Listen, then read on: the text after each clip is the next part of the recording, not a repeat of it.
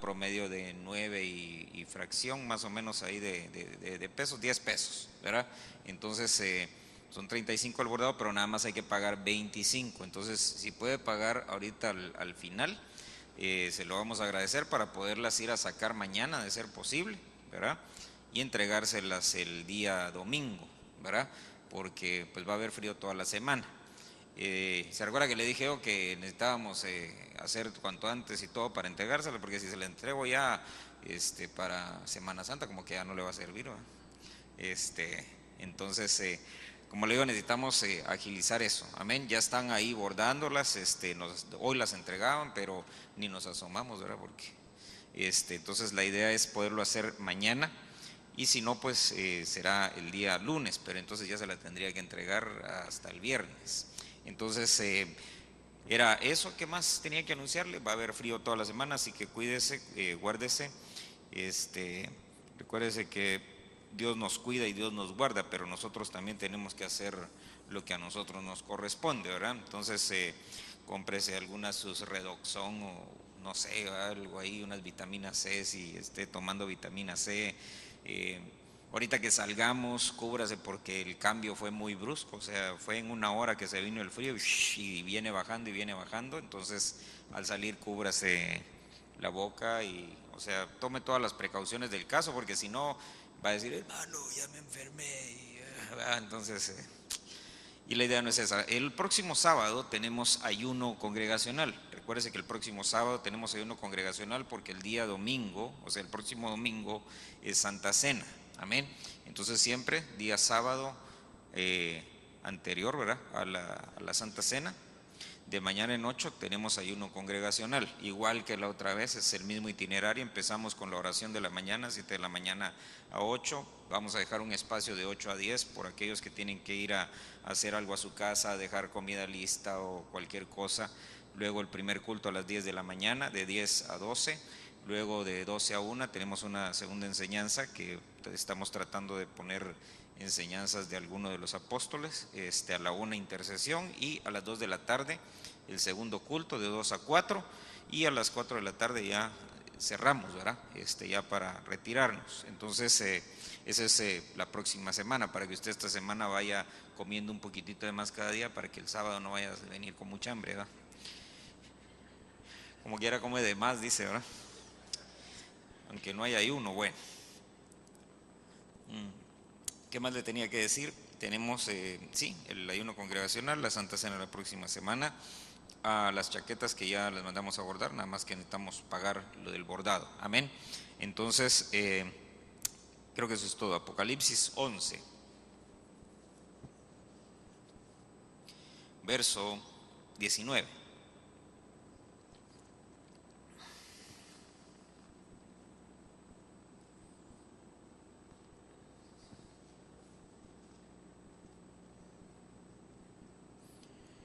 Apocalipsis 11, verso 19.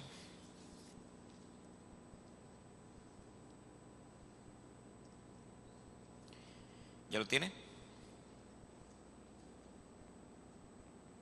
Dice: el templo de Dios que está en el cielo fue abierto, y el arca de su pacto se veía en su templo, y hubo relámpagos, voces, truenos, un terremoto y una fuerte granizada. Mire qué tremendo. El templo de Dios que está en el cielo fue abierto, y el arca de su pacto se veía en su templo, y hubo relámpagos, voces, truenos, un terremoto y una fuerte granizada. Amén. Vamos a pedirle al Señor que nos hable. Padre, en el nombre de Jesús, te suplicamos, Señor, háblanos en esta hora, Señor, de acuerdo a tu misericordia, de acuerdo a tu bondad, Señor, de acuerdo a tu gracia, Señor, a nuestra necesidad. Por favor, Señor, envía, Señor, tu palabra, tu rema para esta noche, Señor. En el nombre de Jesús reprendemos toda obra de las tinieblas, toda oposición en los aires, Señor, la reprendemos en esta hora. Te suplicamos y te rogamos, Señor, que tengas misericordia, Señor. Ábrenos tu palabra, tu escritura, Señor. Trae tu revelación, Señor, para cada uno de nosotros. Espíritu Santo, acomoda tus palabras en nuestros oídos, en nuestra mente, en nuestro corazón. Queremos salir en esta noche edificados, Señor, en el nombre de Jesús. Mira el esfuerzo que cada uno ha hecho, y te ruego, Dios, que tengas misericordia y que a cada uno, Señor, puedas darle provisión en esta noche, la provisión espiritual que tú has preparado. En el nombre de Jesús, gracias te damos, Señor. Amén, Señor, y amén. Gloria a Dios. Muy bien. Vamos a platicar un poquito porque vamos a verlo por arriba. Hay mucho más ahí, pero es un tema que me llamó la atención. Y apenas hoy, hermano, estaba viendo y meditando un poquito en esto. Y es acerca de las peregrinaciones del arca. El arca del pacto, usted se recuerda, viene el Señor, le dice a Moisés: mira, Moisés, te voy a mostrar. Lo lleva al monte, le muestra el modelo que hay en el cielo, un modelo del tabernáculo, y de acuerdo al modelo que Dios le mostró, dice que entonces él bajó y le dijo al Señor: de acuerdo al modelo que te mostré, vas a edificar un tabernáculo en el desierto donde yo pueda morar, una tienda de reunión donde yo pueda morar.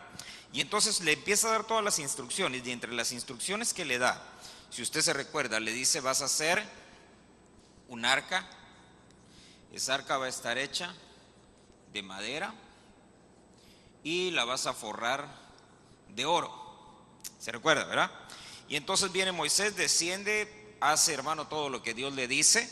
Y cuando el arca está lista, viene entonces Dios y le dice: mira, esa arca, una vez que está terminada y lista, la vas a colocar en el lugar santísimo. Entonces, ese es el lugar o la morada donde debe de estar el arca. Y entonces, viendo, hermano, cómo el arca tenía un lugar donde debía de estar, cuando usted ve la Biblia, de pronto, hermano, el arca se encuentra en otro lugar. Acompáñenme al primer libro de Samuel, capítulo 5. Por eso leíamos en Apocalipsis. Mire qué interesante, ¿verdad? Porque quiere decir que de alguna manera a Moisés le mostraron un modelo del arca. Amén. Dice que hay un templo, dése cuenta, hay un templo en el cielo. Mire esto, qué interesante. Está el cielo, ¿verdad? Ahí en el cielo, dice, se encuentra un templo. Pero dice que hasta apenas ahí en el capítulo 11, verso 19, dice que ese templo de Dios que está en el cielo fue abierto. Quiere decir que ahorita está cerrado, ¿verdad? ¿Para quién está cerrado o para quién el acceso no es posible? No lo vamos a ver ahorita, pero lo que yo quiero que usted vea es que en el cielo se encuentra un templo, y dentro de ese templo, la estructura que vio, hermano Juan, dice que vio un arca. Y esa arca él la vio y dice que estaba en su lugar, estaba dentro del templo. Y entonces dice que mientras él veía ese templo y dentro del templo veía esa arca, dice que entonces empezó a haber una manifestación. Dice, hubo relámpagos, voces, truenos, terremoto, una fuerte granizada. ¿Y sabe por qué me llamó la atención? Porque dice que usted y yo nos hemos acercado al monte de Sión. Pero el pueblo de Israel no se acercó al monte de Sión, sino que ellos se acercaron al Sinaí. Entonces dice que Sión, dice ahí en la carta a los hebreos, ¿verdad? Y entonces por el otro lado está el Sinaí. Pero cuando usted ve las manifestaciones, por ejemplo en el monte de Sión, en el monte de Sión no hay las manifestaciones que en el Sinaí.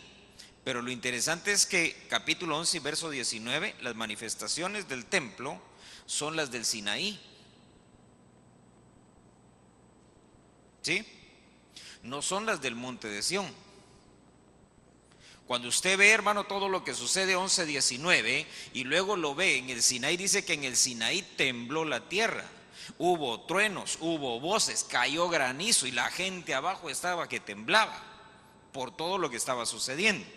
Entonces, de alguna manera, hermano, lo que vivió Moisés fue un encuentro, hermano, entre las cosas que hay ahí arriba y las que hay aquí en la tierra. Por eso hubo un momento, fíjese, cuando va subiendo Moisés, que Dios lo detiene, él va subiendo al monte. Y entonces viene Dios y le dice a Moisés: espérate, quédate ahí, ya no te muevas. Y entonces dice que se detiene Moisés y le dice: espera ahí. ¿Cuánto, Señor? Dice que 7 días se quedó en ese lugar esperando. Después de esos 7 días dijo: ahora sí, sube.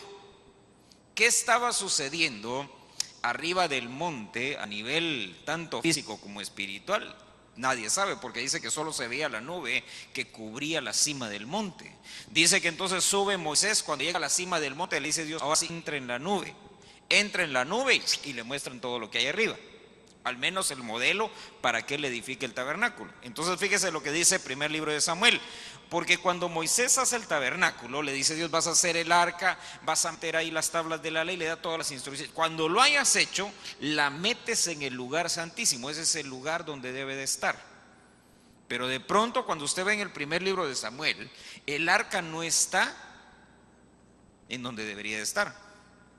Dice ahí: los filisteos tomaron el arca de Dios y la llevaron de Ebenezer a Asdod. Y entonces tomaron los filisteos, dice, el arca de Dios y la introdujeron. ¿En dónde? En el templo de Dagón. Esa versión dice en la casa de Dagón. Y la pusieron junto a Dagón. Ahora usted sabe que Dagón, ¿verdad?, era un ídolo de los filisteos, ellos lo adoraban y, hermano, era como el superhéroe de ellos. Y entonces dice que toman el arca, y eso es lo que me parece interesante, porque introducen el arca no en el lugar donde debería de estar. ¿Era un templo? Sí. ¿Era el templo o el santuario donde debía de estar el arca? No. ¿Qué representa el arca del pacto? ¿Qué es? Fíjese pues, mira dónde lo quiero llevar. Es la presencia de Dios. Entonces, a donde iba el arca, iba la presencia del Señor. ¿Sí o no?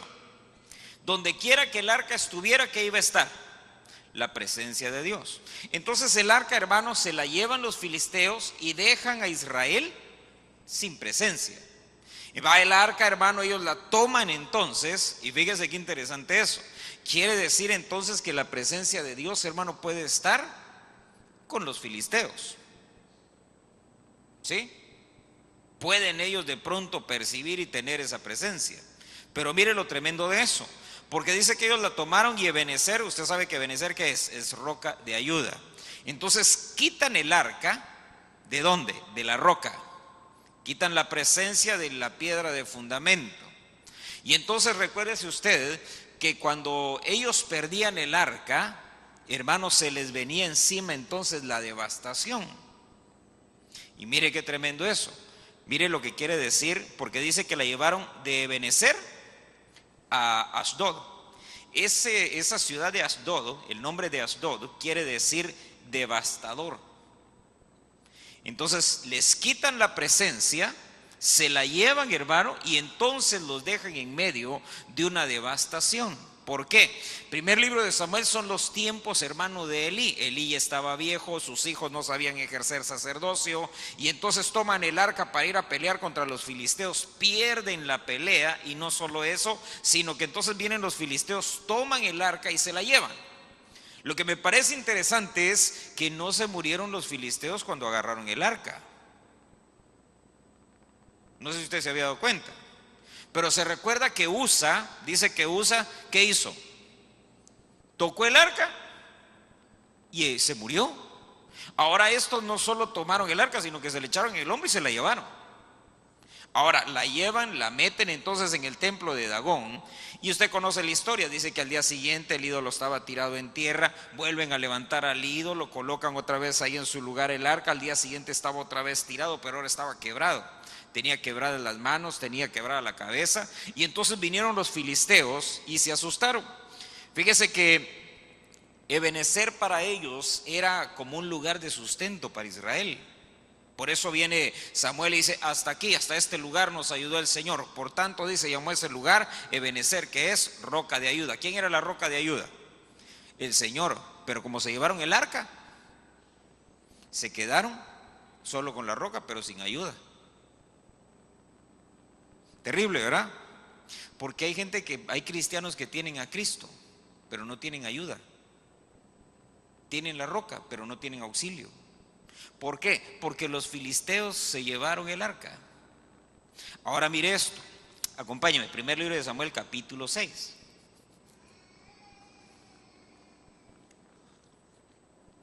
¿Sabe usted que el nombre filisteo, Ebenezer, usted ya sabe qué es? Asdod, ¿qué dijimos que era?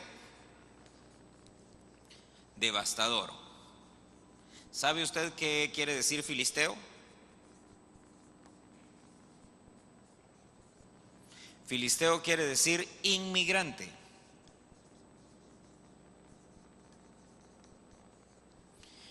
Y entonces, fíjese que viendo eso, me llamó la atención, le voy a decir por qué. Por aquí lo puse, filisteo es inmigrante. ¿Qué es un inmigrante? Mire lo que dice el diccionario. Dice, inmigrante es una persona que llega a un país distinto del propio para establecerse en él. ¿Sí? Decir, aquí estamos los mexicanos y nos vamos para Estados Unidos, no es nuestro país, pero nos vamos para quedarnos a vivir allá. Eso es un inmigrante. Entonces mire qué tremendo, porque cuando uno actúa como filisteo,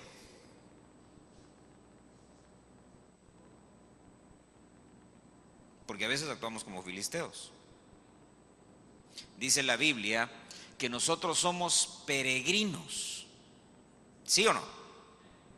Pero a veces no actuamos como peregrinos, sino como filisteos. O sea, no sé si usted ha escuchado ese término que dice como judío errante. ¿Por qué?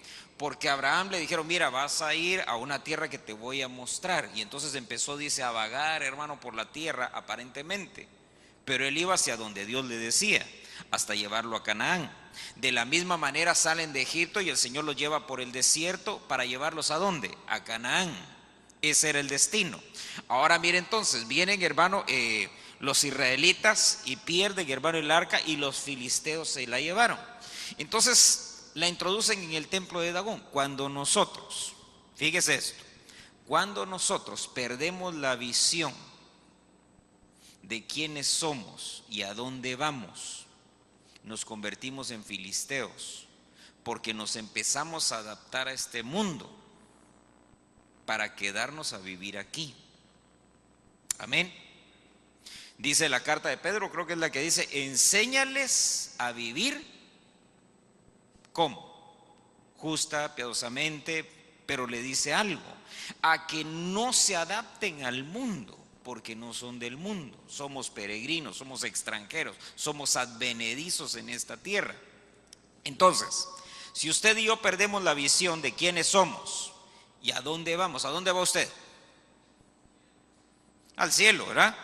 Entonces, de la misma manera que, por ejemplo, si usted va para Canadá, pasa por Estados Unidos, pero no va a ir a Estados Unidos, compra una casa y busca un trabajo, porque no se va a quedar ahí. ¿Usted quiere ir a dónde?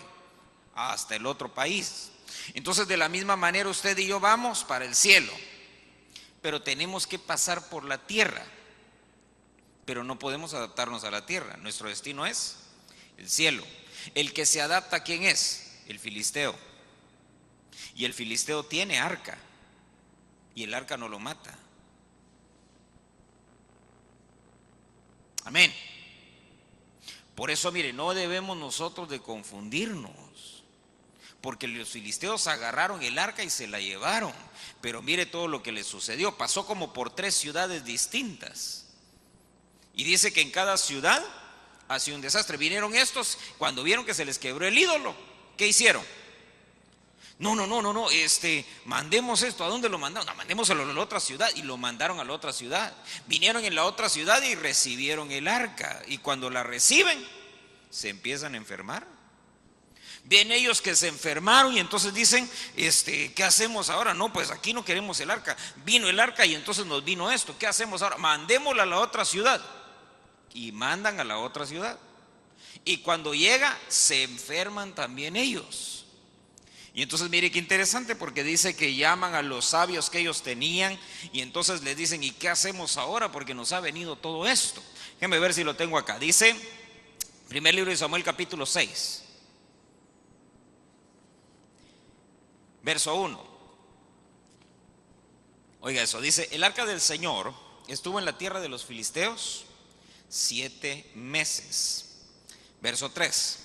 Ellos dijeron, si enviáis el arca del Dios de Israel, no la enviéis vacía, sino que ciertamente devolveréis a él una ofrenda por la culpa. Entonces seréis sanados y conoceréis por qué su mano no se ha apartado de vosotros. Mire qué interesante lo que dijeron esos hombres. Ahí le voy a decir por qué. Verso 4. Los filisteos preguntaron, ¿cuál será la ofrenda por la culpa que hemos de devolverle?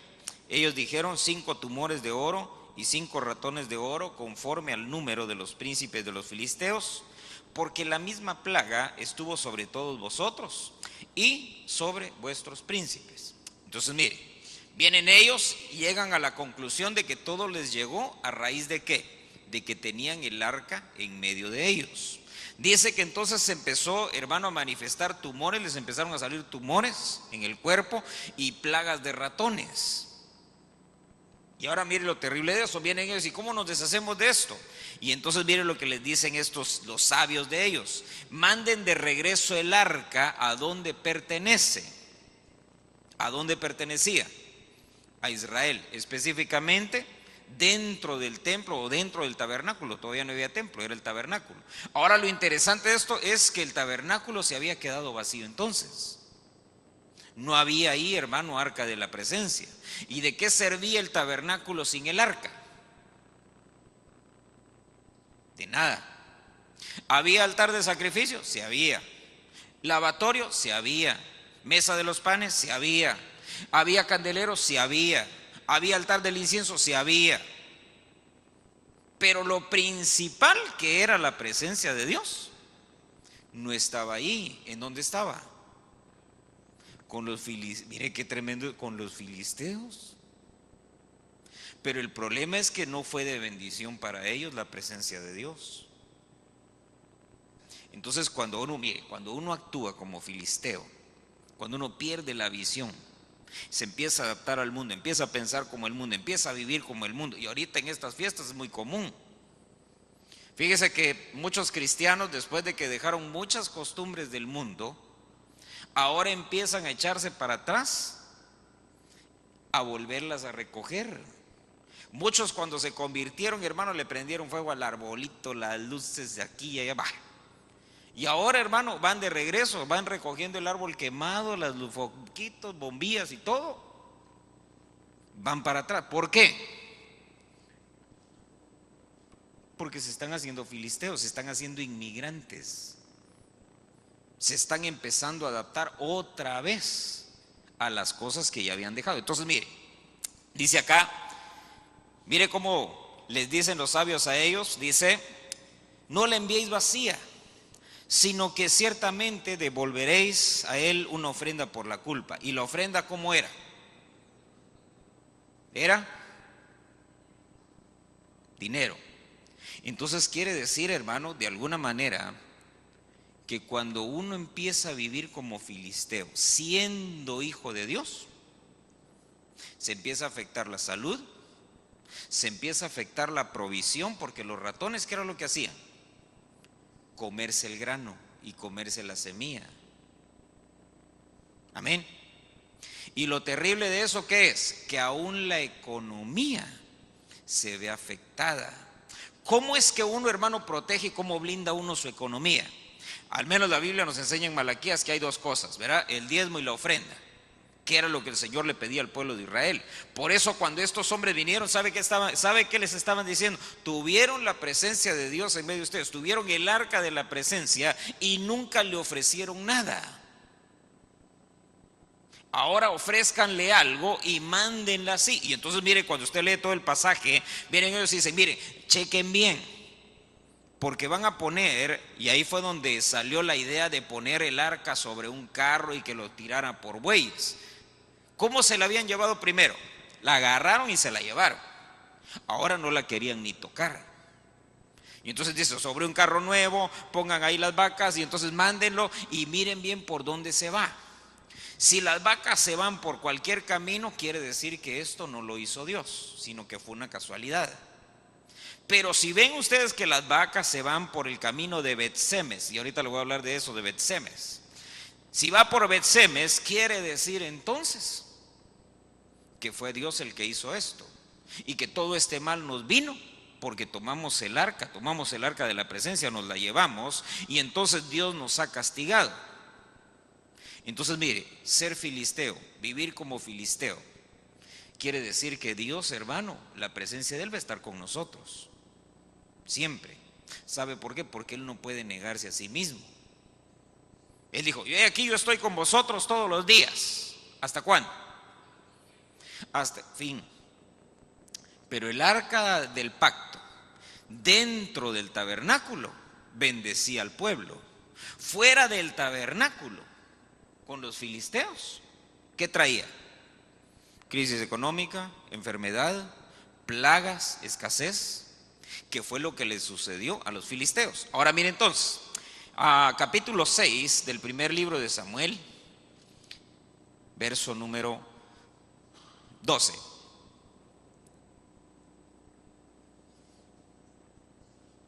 Dice, ¿ya lo tiene? Las vacas tomaron el camino recto en dirección a Bet-Semes. Iban por el camino mugiendo mientras iban, no se desviaron ni a la derecha ni a la izquierda. Y los príncipes de los filisteos las siguieron hasta el límite de Bet-Semes. Bet-Semes ya era, hermano, territorio israelita. Dice el verso 13, el pueblo de Bet-Semes estaba segando el trigo en el valle, y alzaron los ojos y vieron el arca, y se alegraron al verla. Verso 14, el carro llegó al campo de Josué, el betsemita, y se detuvo allí donde había una gran piedra. ¿Se recuerda de dónde la habían tomado? Ebenezer. De la piedra la agarraron y se la llevaron. ¿A dónde la llevaron de regreso? A la piedra, ¿verdad? Ahora mire entonces, dice ahí, donde había una gran piedra, y ellos partieron la madera del carro y ofrecieron las vacas en holocausto al Señor. Fíjese esto, Bet-Semes quiere decir la casa del sol. Y luego dice que llegaron a la tierra o al campo de Josué. Ese nombre de Josué, hermano, en hebreo es Yeshua, y a Joshua se escribe, que quiere decir salvado de Jehová o la salvación de Jehová. Entonces mire, llegaba el arca del pacto y ellos, hermano, era una fiesta, porque había regresado, hermano, la presencia que se había ido, la presencia que habían perdido. Ahora fíjese entonces, porque dice también, hermano, que para nosotros van a ser el sol de justicia. Por eso cuando ellos vieron de lejos, hermanos, se alegraron. Por eso cuando uno, hermano, viene al culto, uno viene, hermano, a la congregación, ¿qué es lo que uno viene buscando? La presencia, ¿verdad? Y aunque, hermano, uno viene de pronto tal vez cargado, así como estaban ellos, dice que estaban trabajando, estaban segando, hermano, y todo, pero cuando vieron la presencia, dice que se alegraron. Entonces no estaban contentos, ¿verdad? Cuando vieron el arca, ellos se alegraron, hermano, tanto se alegraron que entonces ofrecieron holocaustos. Recuérdese que el holocausto, hermano, ¿qué era? El holocausto se presentaba y era, hermano, una acción de gracias, era un olor grato para el Señor, era, hermano, lo que Dios pedía todos los días, que se le ofrecieran y que se le presentaran, hermano, holocaustos. Cuando el arca llegó, hermano, con los filisteos, ¿cuántos holocaustos ofrecieron los filisteos? No ofrecieron. ¿Cuántas fiestas hicieron, hermano, alrededor del arca? Entonces, mire, todos los cristianos que viven como filisteos, dése cuenta, ellos no celebran holocaustos para el Señor. ¿Cómo identifica usted de pronto a un filisteo? ¿Sabe cómo lo identifica? Porque no le gusta, hermano, congregarse. Cada vez que lo invitan a congregarse, él tiene las herramientas, sabe cómo, hermano, escabullirse. Se le habla de la alabanza, se le habla de la adoración y todo, pero no, hermano, se escabulle. Ese es el holocausto que no se presenta. Por eso es que, hermano, los filisteos, para ellos fue una carga tener el arca. Ahora, cuando llega Israel, ellos sabían cómo tratar a Dios. Y eso es algo que usted y yo tenemos, hermano, que examinarnos. ¿Será que sabemos tratar nosotros a Dios? Porque Dios sí nos sabe tratar. Amén. Él sabe, hermano, cómo consolarnos, Él sabe cómo alegrarnos, Él sabe cómo bendecirnos. Pero el punto, hermano, no es si Dios sabe qué hacer con nosotros. sino si nosotros sabemos qué hacer con Dios. Porque muchas veces, hermano, no sabemos. Le sucedió a los filisteos, le sucedió también, hermano, cuando fueron, hermano, los asirios y fueron a la tierra. En el libro de los Reyes dice que llegaron, se empezaron a establecer, hermano, en la tierra de Israel, y empezaron a salir leones que los mataban.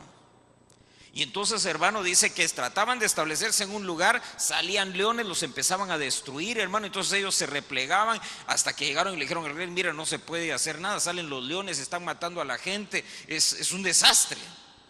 ¿Y qué hacemos entonces? Y entonces le dijeron al rey: mira, dicen los que quedaron ahí cautivos que el problema es que no sabemos cómo tratar al Dios de la tierra. Así decían ellos en referencia a Jehová. Y entonces, como no sabemos cómo tratar al Dios de la tierra, Dios ha mandado los leones. Y entonces mire, el rey dice: ya sé, dice, entonces agarren sacerdotes de ellos que vayan a la tierra y les enseñen a tratar al Dios de la tierra. Y entonces dice que llevaron sacerdotes y les enseñaron cómo tratar a Dios. Les enseñaron a ofrecer sacrificios, holocaustos, a presentar, hermano, delante del Señor las ofrendas y todo. Y dice que entonces los leones desaparecieron. ¿Por qué?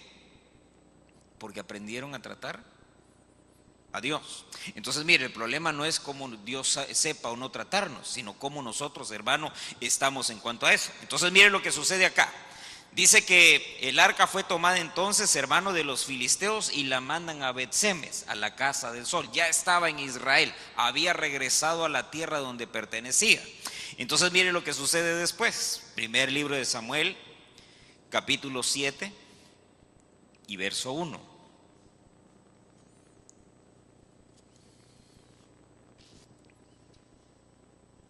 Dice: vinieron los hombres de Kiriat Jeraim, dice, tomaron el arca del Señor y la llevaron a la casa de Abinadab en la colina.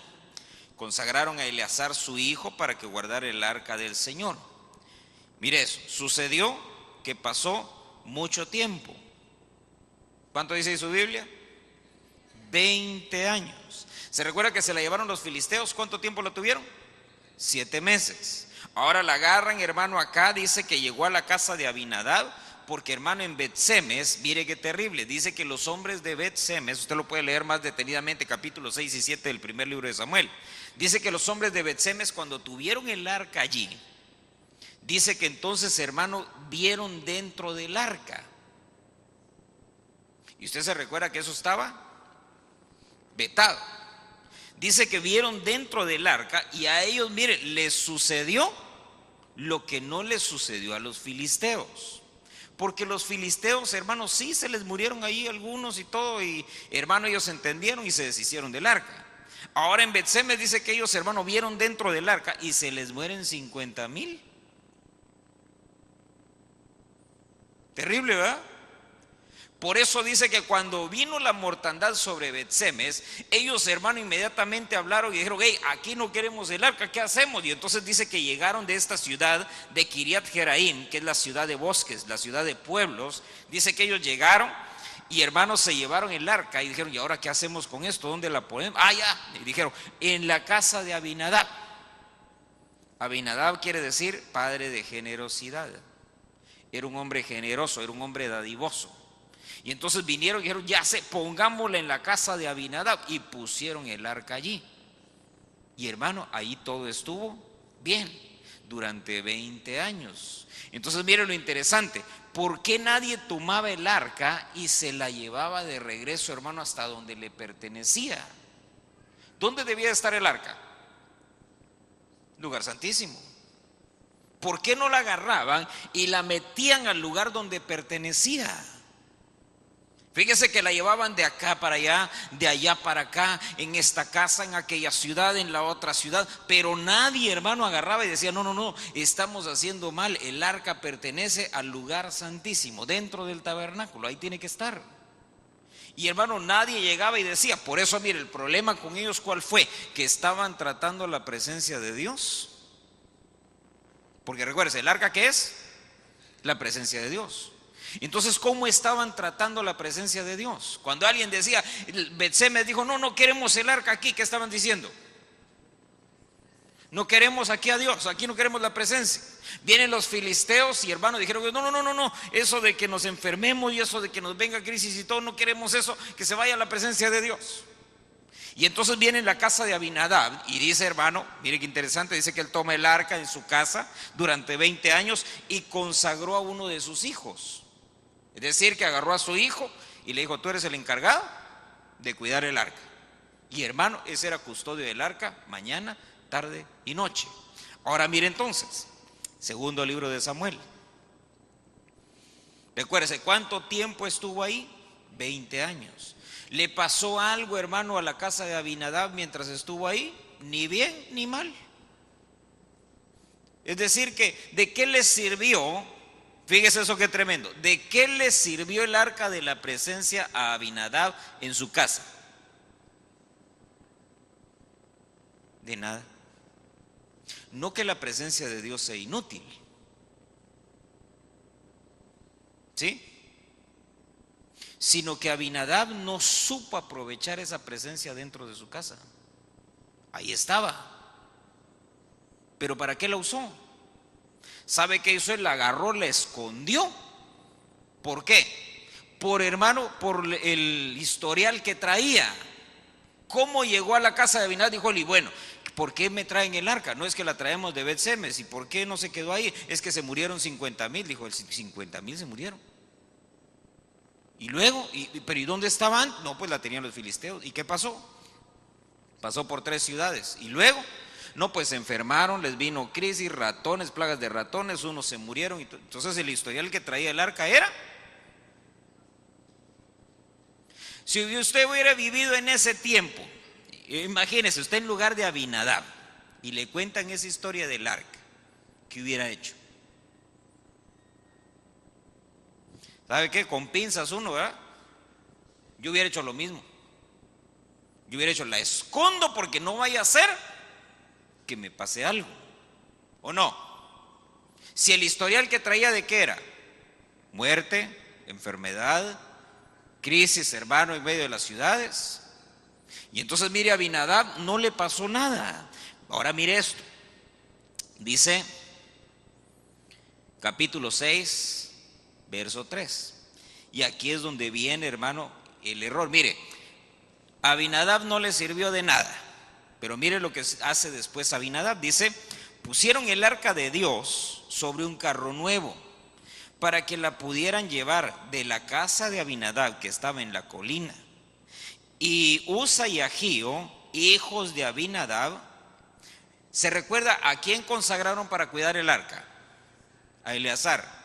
¿Y por qué ahora estaban Usa y Ahío encargados del arca? Había uno que lo habían consagrado y dijeron, tú te encargas, tú te vas a encargar del arca, tú eres el que la va a custodiar, el que la va a cuidar. Pero ahora resulta que toman a 2, Usa y Ahío, que no estaban consagrados para eso. Y entonces dice, hijos de Abinadab, dice, ellos guiaban el carro nuevo. Dice, y lo llevaron con el arca de Dios, de la casa de Abinadab, que estaba en la colina. Y Ahío iba delante del arca. Y luego, hermano, viene el relato cuando viene Usa, hermano, y le pone la mano al arca. Y dice que trató de ver adentro, dicen algunas versiones. Pero, hermano, dice ahí tocó el arca. ¿Y qué le pasó? Y se muere. Entonces, encima de que Abinadab no pudo desprender virtud de la presencia de Dios, se le muere un hijo. ¿Y quién mató a ese hijo? El arca. ¿Y el arca qué es? La presencia de Dios. ¿Por qué, hermano, el arca, cuando la tocó Usa, se muere? Por la misma razón que se murieron los 50,000 de Bet-Semes. Porque no supieron, hermano, qué hacer, cómo tratar la presencia de Dios. Porque mire, ¿sabe qué es lo tremendo de esto? Que dice que usted y yo, ¿qué somos? Somos templo del Espíritu.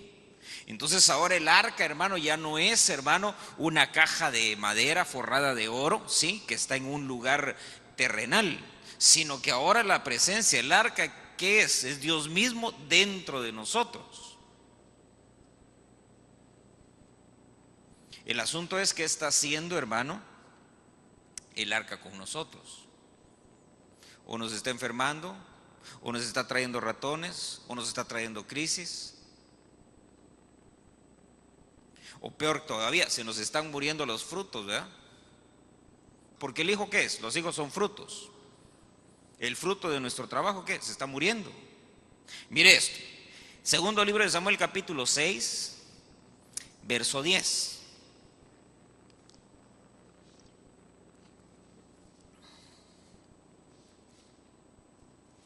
Dice: David no quiso trasladar el arca del Señor con él a la ciudad de David. Mire David, o sea, qué bandido, ¿ah? Porque viene, ve que hay un muerto, hermano, en medio del desfile. ¿Y qué hizo? Dice: no, así ya no me la llevo. Dice, mire esto, dice: no quiso trasladar el arca del Señor con él a la ciudad de David, sino que la hizo llevar a la casa de Obed Edom Geteo. Entonces, mire, van en el desfile, se muere Usa, viene David y dice: no, yo a mi ciudad, o sea, a mi casa ya no la llevo. Y entonces, hermano, ahí donde se quedó, dijo: ¿a quién vive aquí? A Obed Edom. ¿Aquí en tu casa la vamos a dejar? ¿Qué hubiera hecho usted? ¿Ah? Se acaba de morir uno. Imagínese, usted está en la puerta de su casa y dice: ¡hala, qué bonito! Ahí llevan el arca y todo, y de repente, hermano, ¡pum!, cae muerto uno ahí. ¿Y cómo se murió? No, es que tocó el arca. Y de repente se acerca y le dice: en tu casa vamos a dejarla. Mire el historial del arca. ¿Dónde iba, qué llevaba? Llevaba desastres. ¿Pero por qué? Si era, hermano, el arca de la presencia misma de Dios. Porque no estaba en el lugar que le correspondía y porque no la estaban tratando, hermano, con la dignidad que merecía. Ahora mire entonces, dice ahí, capítulo 6, verso 11: por 3 meses permaneció el arca del Señor en la casa de Obed Edom Geteo. Pero mire lo que sucedió ahí: y bendijo el Señor a Obed Edom y a toda su casa. Y entonces, hermano, cuando yo vi eso dije: bueno, ¿por qué a todo? Cuando usted ve todos los que la habían tenido, les fue mal, pero él se la llevan. Y cuando se la llevan, hermano, a él dice que lo bendijo Dios. Y fíjese que el nombre de Obed Edom quiere decir trabajador o siervo de Edom. Y usted sabe que Edom, ¿qué es? Es rojo, ¿verdad? Ese nombre de Edom, dice la Biblia, que fue porque mostraba la sangre en el rostro, como cuando uno se pone colorado, ¿verdad? No sé si ha visto usted, conocido así gente que parecen como camarones, ¿verdad? Bueno, ese es un edomita, ¿verdad? Porque muestra el rostro en la sangre en el rostro. Ahora fíjese entonces, dice que este Obed Edom, hermano, que es el trabajador o el siervo de Edom, y que esa palabra, hermano, de Edom está relacionada también con Adán, y es una alusión, hermano, a la sangre de Cristo. Entonces este era un servidor ¿de quién? De Cristo, ¿eh? Entonces, como este era servidor y trabajador, hermano, ¿por qué lo bendijo Dios? Porque él, cuando el arca llegó, no se sirvió de ella como querían hacer los otros, sino que él sirvió al arca y Dios lo bendijo. Ahora, ¿sabe qué es lo tremendo? 3 meses estuvo el arca en la casa de Obed Edom. Y entonces dice que le fueron a decir a David: mira, le dijeron, Obed Edom, Dios lo ha bendecido y ha multiplicado sus bienes en 3 meses. Pero usted lee acerca de Abinadab, y Abinadab no le dio nada, más bien se le murió un hijo. Usted ve Obed Edom, y a Obed Edom no se le murió nadie, no se le enfermó nadie, y por el contrario, dice que todos sus bienes, sus negocios, su casa, dice que todo prosperó, se le multiplicó. ¿Por qué? Porque cuando llegó el arca, hermano, él la trató con la dignidad que merecía. Por eso, mire, la presencia de Dios es algo que usted y yo tenemos que aprender a tratar. Amén. Usted y yo tenemos que aprender cómo comportarnos, hermano, delante de la presencia de Dios. Mire esto, primer libro de Crónicas, capítulo 15, verso 1.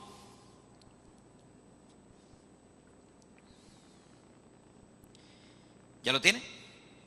Dice: David hizo para sí casas en la ciudad de David. Y mire esto: y preparó un lugar para el arca de Dios y levantó una tienda para ella. Entonces David dijo, fíjese que David en el primer desfile hizo todo así como lo habían hecho los filisteos. Imitó, hermano, lo que los filisteos habían hecho. Ahora, viene David, dice que mientras preparó el lugar, hermano, para el arca de Dios, levantó una tienda. Mientras hacía todo eso, hermano, se le alumbró. Le llegó, hermano, la revelación, la luz. Y entonces oiga lo que dijo él. Dice, entonces dijo David, nadie ha de llevar el arca de Dios, sino los levitas. Mire después, porque el Señor los escogió para llevar el arca de Dios y servirle para siempre. Entonces, ¿sabe qué? Entendió David que todo el desastre que había habido, hermano, o que había acompañado al arca del pacto desde que se la habían llevado 21 años antes. ¿Se recuerda que 21 años, verdad? Se la llevaron.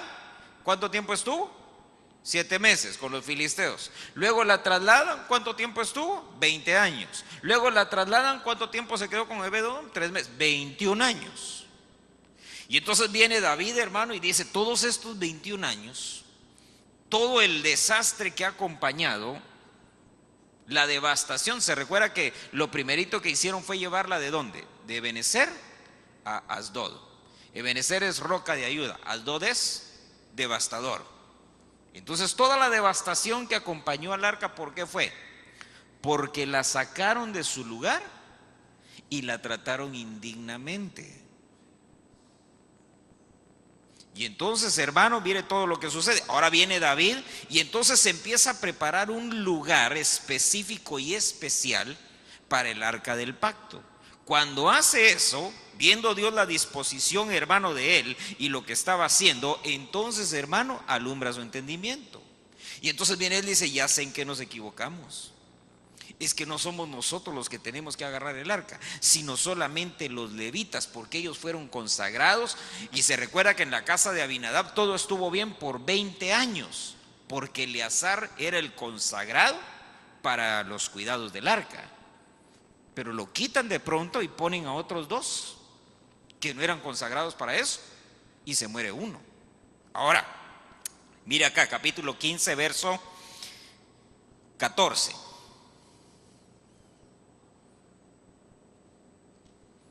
Dice, se santificaron pues, ¿quiénes?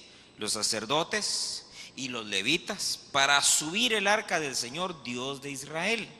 Y los hijos de los levitas llevaron el arca de Dios, ¿cómo? Sobre sus hombros, con las barras puestas, como Moisés había ordenado, conforme a la palabra del Señor. Entonces David habló a los jefes de los levitas para que designaran a sus parientes los cantores con instrumentos de música, arpas, liras, címbalos muy resonantes, alzando la voz con alegría. Entonces mire, dice que agarraron a los hijos de los levitas, y eso me llamó la atención, porque, hermano, quiere decir que nosotros, como hijos de Dios, tenemos que aprender cómo tratar el arca. Pero nosotros a nuestros hijos también tenemos que enseñarles a ponerse las barras sobre los hombros. Esa versión dice barras, otras versiones dicen varas, porque eran unas varas, eran de madera forradas de oro. Ahora, ¿sabe qué es lo tremendo de eso? ¿Qué representa la vara? La autoridad. Por eso dijo el Señor, ¿verdad? Mi yugo es fácil, mi carga ligera. ¿Qué yugo? ¿Qué carga? El yugo es la vara sobre los hombros. Y la carga, el arca de la presencia. es lo que tenemos que llevar sobre nuestros hombros. Por eso dice ahí que preparó él a los levitas, hermano. Mire cómo los preparó, los santificó. Y una vez santificados, ¿para qué? Para subir el arca. Dice que ellos llevaron el arca de Dios sobre sus hombros con las barras puestas, todo de acuerdo a las instrucciones que había dado Moisés. Ahora mire esto entonces, porque uno de los problemas más grandes, hermano, que hay en la actualidad con los hijos es precisamente la autoridad. Antes a uno le decían firmes, ¿qué era? Firmes. Le decían a uno derecha, era derecha, izquierda era izquierda y no había ningún problema. ¿A cuánto les mandaron a traer tortillas? ¿Alguna vez osó usted negarse? ¿Qué pasaba si uno se negaba? Hermano, si uno se negaba, ya no, por gracia de Dios tal vez la contaba, ¿verdad? Pero ¿cómo la contaba? Hacía, nunca más lo vuelvo a hacer, ¿verdad? Pero ahora usted manda a traer las tortillas. Si hay hermano, que vaya mi hermano, ¿verdad? Y el hermano tiene 3 años, ¿verdad? Manda uno a hacer algo, hermano, y no quieren hacer, no quieren moverse. Y si uno quiere, hermano, presionar, bueno, al menos aquí todavía no existe eso, pero allá del otro lado, si uno quiere presionar, ¿qué hacen? Teléfono, ¿verdad? Voy a marcar el 911. Ya dice uno, y entonces por eso es que ahora, hermano, allá del otro lado hay tantos padres llenos de enfermedades, hermanos, de tensión nerviosa, presión y de todo. ¿Por qué? Porque no pueden hacer nada. Son intocables. Les quitaron las barras de los hombros a los hijos. Les quitaron la autoridad. Y entonces ahora ellos dicen, ¿y por qué me quieres poner autoridad si dice que no? Ahora mire entonces, porque el tiempo ya se me acabó. Segunda de Crónicas capítulo 5, quiero darle todavía esto. Viene David, se lleva entonces el arca, hermano, de la presencia, la introduce en la tienda que él había preparado, y dice la Biblia, hermano, que la presencia de Dios estuvo allí. ¿Por cuánto tiempo, hermano? Hasta que se construyó el templo en los días de Salomón. Es decir que, hermano, David se murió y el arca, hermano, de la presencia se quedó ahí en esa tienda. Pero usted ve la vida de David, hermano, teniendo el arca ahí. Dígame usted una cosa, ¿le fue mal a David teniendo el arca de la presencia? Él va a decir, hermano, pero sus hijos se mataron. Sí, pero eso fue por su pecado. ¿Se recuerda cuando le dijeron, qué dice el Señor que escojas, qué disciplina quieres? Y el hermano se quedó él pensando y dijo, Dios mío, ¿qué hago? Que caigamos en las manos del Señor porque Él es misericordioso. Y entonces le dijeron, la espada nunca se va a apartar de tu casa. Y aparte viene la plaga. Y se soltó la plaga.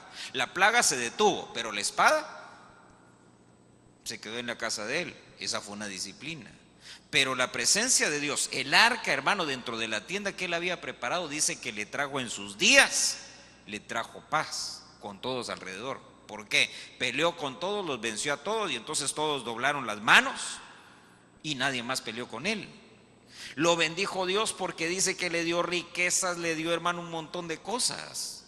Cuando él muere le dice a su hijo, mira, le dice, yo he preparado plata, he preparado oro, he preparado madera, he preparado de todo. Hay suficiente para construir el templo. Si tú quieres agregar algo, lo que hace falta son piedras, le dijo. Imagínense. ¿Qué le estaba diciendo? Todo lo valioso yo ya lo preparé. Si algo hay que agregar, son unos cuantos bloques, ahí vas y los traes. Pero hermano, imagínese todo el aporte. Ahora, ¿cómo pudo hacerlo? Porque la presencia de Dios estuvo con él. Dice que los reinos, hermano, vecinos prefirieron tributarle que pelearse con él. Cuando se sienta Salomón en el trono, traía entonces una encomienda. Porque se recuerda que David no quería dejar el arca en una tienda. ¿Se recuerda? Dice que vino él y dijo, ya se voy a construir un templo. Y entonces le dijo al profeta Natán, mira Natán, tengo un plan. ¿Cuál es el plan? Fíjate que quiero construir un templo, porque yo vivo en una casa artesonada, vivo en un lugar muy lindo, pero el arca de la presencia está en un lugar indigno, está en una tienda. Yo quiero construir un templo que sea digno de la presencia de Dios. Y dice que Natán le dijo: dale viaje, el Señor está contigo. Y salió de ahí. Dice que el Señor lo detuvo en la puerta. Y le dijo: ¿y a ti quién te dijo que yo dije que sí? No, Señor. Ahorita te regresas y le dices que no. Y le dices que va a ser su... Y entonces se regresa a Natán. Dice el Señor y le da todas las razones. El que va a construir es tu hijo, Salomón. Y Salomón, hermano, dice que construye. Entonces mire lo que dice acá, segundo libro de Crónicas, capítulo 5, verso 2. Dice: entonces Salomón reunió en Jerusalén a los ancianos de Israel, a todos los jefes de las tribus y a los principales de las casas paternas de los hijos de Israel, para subir el arca del pacto del Señor de la ciudad de David, la cual es Sión. Y se reunieron ante el rey todos los hombres de Israel en la fiesta del mes séptimo. Cuando llegaron todos los ancianos de Israel, oiga eso, ¿quiénes alzaron el arca? Dice: los levitas alzaron el arca. Y llevaron el arca y la tienda de reunión y todos los utensilios sagrados que estaban en la tienda. Los sacerdotes levitas los llevaron. Y el rey Salomón y toda la congregación de Israel que estaba reunida con él delante del arca sacrificaban ovejas y bueyes que no se podían contar ni numerar. Los sacerdotes trajeron el arca del pacto del Señor. ¿A dónde? A su lugar, al santuario interior de la casa, al lugar santísimo, bajo las alas de los querubines. Entonces fíjese, después, hermano, ya no de 21 años, sino que David lleva, hermano, pone el arca en una tienda, y David vive varios años todavía, muere. Salomón construye el templo, creo que se tardó como 13 años, creo, en construirlo. Quiere decir que el arca, hermano, salió de su lugar, y como 40, 50 años después volvió. Porque ahí dice, verso 7: los sacerdotes trajeron el arca del pacto del Señor a su lugar, la pusieron donde debía de estar. Dice que cuando la pusieron ahí, hermano, y entonces dedicaron la casa, y entonces la presencia de Dios descendió y llenó el templo. Usted puede leerlo ya más detenidamente en su casa. Llenó el templo, se perdieron los turnos, los sacerdotes ya no pudieron seguir oficiando porque era tal la presencia que había, que dice que se perdieron los turnos. Entonces mire lo interesante de esto: cuando la presencia de Dios, cuando el arca del pacto está en su lugar, es decir, en el santuario interior, porque, hermano, la presencia de Dios no es algo que usted y yo, hermano, podamos agarrar, sacar y meter. No es así como se trata la presencia de Dios. Usted y yo somos templo. Dice la Biblia que somos también, ¿qué? Sacerdotes, reyes y sacerdotes para Dios su Padre. Entonces usted y yo como sacerdotes tenemos que aprender, oiga eso, a llevar el arca del pacto, la presencia de Dios, introducirla en el santuario y dejarla allí, porque ese es su lugar. Y como el arca del pacto, hermano, está en su santuario, hay que ofrecerle continuamente holocaustos. ¿Qué más? Acciones de gracias, la ofrenda de la tarde. Hay que presentar, hermanos, todo lo que dice la Biblia en Romanos 12. Presentarnos nosotros mismos como un sacrificio. Ahora mire lo tremendo de eso, porque, hermano, muchas veces tratamos nosotros mal el arca. Y cuando tratamos mal el arca, ¿qué sucede? Lo que le sucedió a los filisteos. Por eso mire, ¿qué somos nosotros? Reyes y sacerdotes. Pero si no sabemos tratar el arca, entonces no somos reyes y sacerdotes, sino que somos filisteos. Y si lo hacemos como filisteos, nos va a suceder lo que le sucedió a los filisteos. Por eso mire, cuando David lo entendió y dijo: ya sé cuál es el error, que el arca la llevaron los filisteos, la llevaron israelitas, pero que no eran consagrados, que no estaban designados para eso. Esto lo tiene que mover, el arca la tiene que llevar el levita, consagrado, dedicado. Entonces usted y yo, ¿sabe qué es lo tremendo de esto? Que somos templos, somos morada. Y desde que recibimos al Señor Jesucristo, el arca del pacto fue introducida. Amén. Entonces, como templo, como morada, como lugar donde debe de estar el arca del pacto, tenemos que aprender a oficiar delante de ella. Amén. Porque aquellos que no supieron oficiar, aquellos que no supieron tratarla, dice ahí la Biblia, se llenaron de aflicciones. Entonces, dése cuenta, no es que Dios sea malo, ¿sí? Sino que Dios, hermano, su disposición siempre es bendecir. Pero el problema es que en Malaquías se recuerda el reclamo que les hace el Señor. Si yo soy Dios, ¿dónde está mi gloria? ¿Dónde está mi honra? Amén. Entonces, si tenemos a Dios y está dentro de nosotros y somos templo del Espíritu, la pregunta es, ¿estaremos nosotros tratando la presencia de Dios como se merece? O tal vez todavía nos hace falta, hermano, un poquito de conciencia. Por eso fíjese, sale, hermano, de allá del tabernáculo en los días de Elí y regresa, hermano, a su lugar años después en los días de Salomón. Ahora, ¿cómo estamos nosotros? Esa es la pregunta. ¿Está el arca dentro de nosotros? ¿O ya dejamos que el filisteo se la llevara? Y si ya dejamos que el filisteo se la llevara, hay que ser como David. Porque la salida, hermano, fue fortuita, no fue planificada, pero el regreso sí se planificó. El regreso del arca lo planificó David y lo organizó, hermano, y todo, hasta que el arca vino de regreso. De la misma manera, fíjese, el pródigo, hermano, se fue, pero tuvo que programar también su regreso. Amén. Entonces, si perdimos el arca, hermano, hay que programar el regreso del arca. Para que el arca de la presencia vuelva, hay que ordenar la casa, hay que preparar la casa, como lo hizo David. Construyó casas, ordenó todo, pero dice, y preparó un santuario donde iba a introducir el arca de la presencia.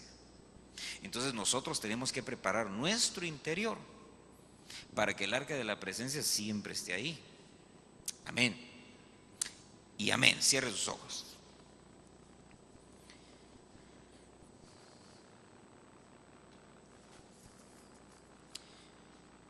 Dice la segunda carta a los Corintios, capítulo 5, verso 1, se lo leo así rápidamente. Dice, porque sabemos que si la tienda terrenal, que es nuestra morada, es destruida, tenemos de Dios un edificio, una casa no hecha por manos, eterna en los cielos. Pues en verdad en esta morada gemimos, anhelando ser vestidos con nuestra habitación celestial. Y una vez vestidos, no seremos hallados desnudos. Porque asimismo los que estamos en esta tienda gemimos agobiados, pues no queremos ser desvestidos, sino vestidos, para que lo mortal sea absorbido por la vida. Y el que nos preparó para esto mismo es Dios, quien nos dio el Espíritu como garantía. Cuando leímos ahí en Crónicas, dice que Salomón tomó el arca y también tomó la tienda de reunión, es decir, el santuario que David había hecho. Dice que lo tomó todo junto y todo junto lo introdujo en el templo. Dice entonces ahora aquí Pablo que nuestra tienda, es decir, este es nuestro cuerpo terrenal, este cuerpo que es mortal, es una analogía de esa tienda que había preparado David, que en los tiempos de Salomón tomaron la tienda y la introdujeron en un templo que reflejaba toda la gloria de Dios. Así también dice que Dios tiene preparado